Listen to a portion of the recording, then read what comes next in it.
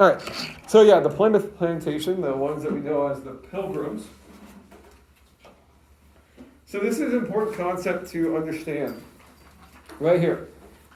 Separatists. These were the people that went from England who were chasing religious freedom in the New World. Okay? This group were the separatists. Again, the name means separate. Back in England, the Anglican Church was the state church. What does that mean? It was the state church. Church of the state. Yep. 4 years. Amen. We can be done. What does it mean to be a state church? Yeah. It's like the church that's like from the government. It's tied to the government, right? You worship in England, you worship in the Anglican Church. There's not any really room for evangelicals, for Baptists, for Presbyterians, right?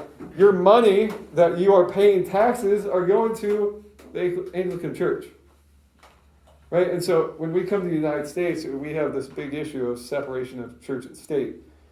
Because we think that there should be religious freedom and that your money, your hard-earned money, shouldn't be sponsoring some religious organization that you're not tied to. So the queens of England actually were in charge of the Anglican Church. They supported it. They put people in charge.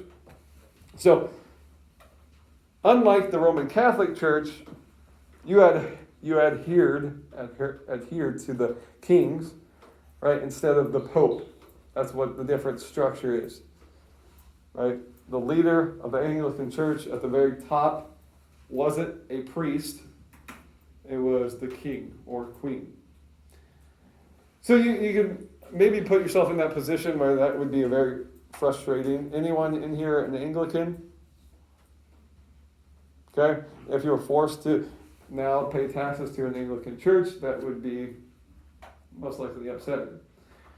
Right, so they did leave England at one point to the Netherlands. As we heard, they were a little bit more religious tolerant than the English. But they were still seen as too radical, so they left there. And from Plymouth, England, so they left from Plymouth, England. So when they arrived in Massachusetts, they called it Plymouth Rock. So they boarded the Mayflower, about 100 passengers, and they were actually on their way to Virginia. Now, if you look above Caitlin here on the map here, purple is Virginia. Right over here is Massachusetts in this dark green. That's thousands of miles, okay? So they missed their mark. And in some of the journals of the early leaders, they said they missed their mark. It was actually a divine wind that blew them further north. Okay? And so they weren't where they were originally chartered, right? They signed a document. They got the permission to be in Virginia, and they landed in Massachusetts. Okay? They landed sometime in November. Okay, there's Plymouth, England. That was what it looked like there. There's the Mayflower. Right, November 21st. So that's kind of why we celebrate Thanksgiving around that time period, because not only were they thankful for the first crops, but it kind of marked the first anniversary of them actually making it to Plymouth Rock. Okay, so it was several months, right, being on the boat for that long. 66 days, 2 months. A lot of things can change in 2 months. You might be able to grow a decent beard in that time. Or you could just be like me and it takes 28 years to get what I have here. So, some people are blessed with the follicles on their face. Breeze, yeah, jealous. Yeah, they settled in Plymouth Rock, Massachusetts. Again, they missed their mark. Virginia was where they were supposed to go. And they landed in Massachusetts. Letter B is also super important when we talk about American history. And we mentioned this in world history because, again, it's important. The Mayflower Compact was a document that was signed on the ship, right? Before they even got out and stepped foot on the new land, a group of them came together and said, this is how we are going to govern and survive in this colony, right? We're not where we're supposed to be. We're already starting out on the wrong foot, but let's start out on the right foot and say, this is what we're going to do. We're going to unite. It was a social contract that said this is how we're going to come together. And so it is very important to understand that the Mayflower Compact was the first form of self-government or a self-government constitution written in America. So when we talk about the ideas and ideals that make America, America, we think of self-government. We don't think of a foreign entity ruling America. We think of ourselves being able to make rules and laws for ourselves. And so that idea is going to be challenged by the British monarch in the 1700s, saying, no, you are under our authority. And all the colonists and all the people that were born in the United States is like, we've never accepted your authority, right? We've always kind of had to defend for ourselves, right? Where were you when this happened? Or where were you when this happened? All right, so letter C, the healthy were able to build houses during the winter. Half of them did die of starvation, though, and disease in the first winter. So around 50 people were alive to celebrate Thanksgiving. We always think of, the people, the grown-ups that died, and the children that possibly died. And there was most likely orphans, people that had no mother or father there. William Bradford was the first governor there in Plymouth Colony. So there's Plymouth, Massachusetts. There's a rock with the number 1620 on it. Pay homage to the year in which they landed. Different times they were peaceful with the natives. Other times they went to war. And then they were absorbed by the Massachusetts Bay Colony. Again, they were supposed to be in Virginia, but since they landed there and kind of settled there and made roots, they're like, okay, we'll come under the jurisdiction of the Massachusetts Bay Colony. So some of the tribes in the area, again, the Algonquin tribes, around 8,000 of them. They would have had traded with some of the early explorers there. Again, areas where those tribes were. Wampanoag Indians, we've heard of these people before. Samoset, Squanto, Mesozoic from our worksheet that we've done. This is a Charlie Brown version of Squanto. Squanto, as we know, spoke English, knew how to fish, knew how to grow crops, and knew how to, never mind, I'm not going to go there. This is a bad joke. Okay. All right, so yeah, we have Charlie Brown's Christmas. We have corn. That's not the corn that they would have seen when they arrived there, especially not in the fields that lush. So 1621, 1 year, pretty much anniversary of when they landed. They celebrated a thankful and a harvest, along with Squanto and Samoset, who helped them farm. Not too long, 10 years later, the Massachusetts Bay Colony comes around. Instead of separatists, these were Puritans. So the ones that landed in Plymouth were separatists, these were more Puritans. Puritans, they didn't give up on the Anglican Church. They wanted to actually reform it and make it better. That's why the word purify is in that word. Okay, so the Puritans said, hey, these are the issues with the Anglican Church. They look a lot like the Catholics. I don't like the Catholic Church. Right, that's what the Puritans are saying. What can we do to get rid of those practices that are so similar to the Roman Catholic Church that are ingrained in the Anglican Church? So they set out in ways for religious freedom and in a way to potentially purify the church. And John Winthrop, his idea of this colony and where it was located was going to be a city on a hill. Right? It was going to outshine, it was going to represent godliness for all the people around him. So he was the first governor, Winthrop was. He also was the financier of the colony. And the people in Massachusetts, in the Massachusetts Bay Colony, they figured something out. The more people we send over, the better chance we have at making this thing work. So even in that first year, 17 ships, 1,000 people arrived in that area. By 10 years later, over 21,000 people had arrived. So we have a small town starting to develop there in Massachusetts. Now, some of them would spread out into different parts along the coast, but for the most part, Boston was going to be that centralized area. So people that have been to Boston just know how important that city is to American history, right? One of the first colonized places in the United States. The American Revolution kicked off there, right? Harvard College is there. Boston Commons is still in this area. Last year, not this summer, but last summer, I had a trip with my family. We actually drove out to Boston, which I don't recommend. I recommend flying because it takes like 2 days driving to get out there. Regardless, this area, this park there still exists in the downtown area. And so you can go see the different things that happened in that town as Paul Revere's Ride, Midnight Ride, some of those earlier churches that first were established there, where the Sons of Liberty met. I almost said Sons of Anarchy. I don't know if that's a TV show. Sons of Liberty met. So yeah, unlike the other colonies, they actually found success. They made Boston their capital and even started a college. So that was kind of the recipe of success, was send people over. Send a lot of people over. Don't just leave 100 people here and hope that it works out.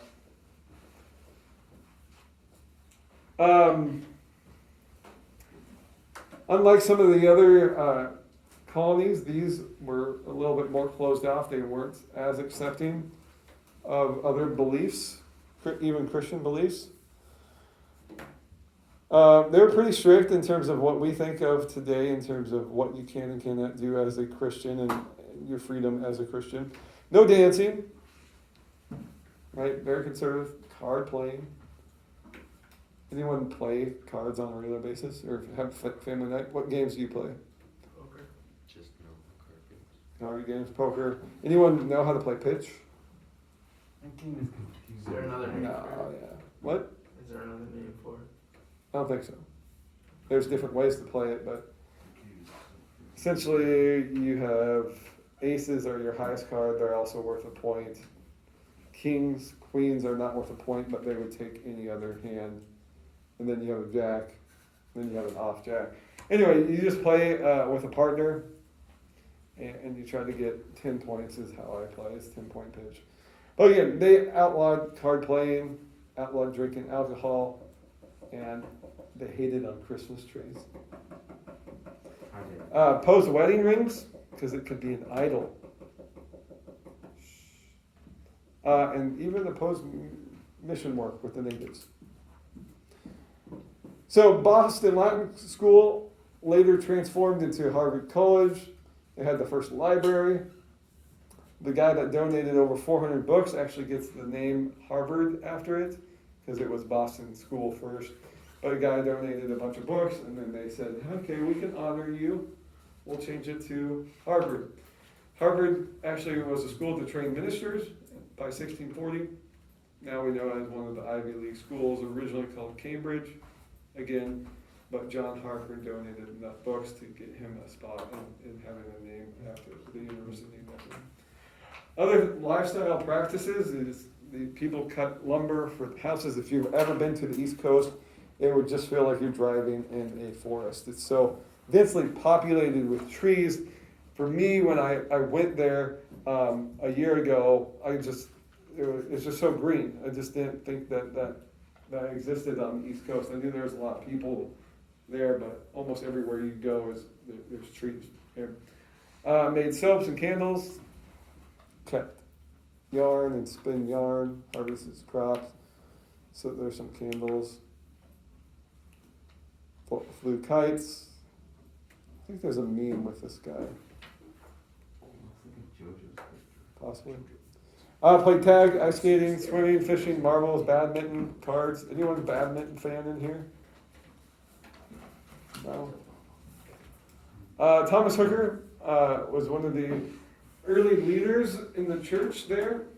Led different congregations in Connecticut. Started places like Hartford, which is the capital. Formed that colony there in 1662. Roger Williams was much of a troublemaker in the eyes of the Massachusetts Bay Colony. He was more so for religious tolerance. So what that means is he thought more people should be able to come into the colonies and express their freedom of religion more freely than what they had. With that idea, he was also banished from Massachusetts. That is where he did establish the colony of Rhode Island, which was a safe haven for religious freedom. Landon. Okay. Here's the royal charter that they would have been signed off of, the Massachusetts Bay Colony, their charter. Other troublemakers, maybe in the eyes of some of those colonies, these people were troublemakers because they were outspoken women. Women aren't supposed to speak out. Women are supposed to sit there and just listen to their husband. That is not true. Don't let anyone tell you that. There's a role for a husband and wife and that relationship and the authority there. But again, to be silent is not what God has as a plan for the woman. These women challenged, again, the church, which, again, these churches were tied to their governments in Massachusetts. Anne Hutchison claimed to have visions from God that essentially said that, in condemning some of the practices of the church. Mary Dyer was also another free thinker, and someone that was also for religious equality and also spoke up for women being involved in the church and not just being there as a viewer, but someone that could actually have input. She was ultimately banished as well. She went back to England and then even came back to the New World again. The last one, I believe, is Rebecca Nurse. Right? Is that correct? No. Huh? Right. Okay. We're going to jump ahead to that because I want time. So yeah, Salem, Massachusetts. If you ever heard of the Salem witch trials, it's not a very good part of American history. We had a lot of people jumping to conclusions, not a fair process of law. There was a lot of hysteria and fear that guided the decisions rather than wisdom and seeking out the Lord. And so we're going to look at that here after we kind of talk about Rebecca Nurse. Rebecca Nurse was a Salem resident. Was charged and hung for being a part of the witchcraft hunt, Salem witch hunt. She had 8 children. At first, they said she was innocent, but later found guilty. And so, when you study American history, we focus on the Salem witch trials for several reasons. Obviously, it's a travesty that these people died and there was no evidence of really anything that they needed to do. What exactly did they do wrong? They were accused. They were accused by the so-called people that were afflicted with what they had thought was witchcraft or potentially demonic spirits, demonic possession there. So they were accused, didn't really have a voice and a say in the matter. And so, again, as we study American history, we look back at this as a travesty, but also a point to say, hey, we need to have a better system of governing so that we don't make poor decisions and cost people their lives. The people that were originally found innocent and then tried for the same crime again. So, yeah, we're going to look at a video here, just kind of depicting some of the crazy events that took place. Some people would say that it was a mass hysteria that kind of caused them to do those things. Some people believe that they actually had like a moldy bread that started to be passed around the community, and from that they had hallucinating visions and different, I guess, symptoms that would have occurred with that. So there's different reasons why they tried to justify what happened here. But we're going to look at this today, and then this is kind of where our stopping point is for today. Plymouth is the world's most comfortable shoes. Allow me to explain. Our shoes have helped thousands. I will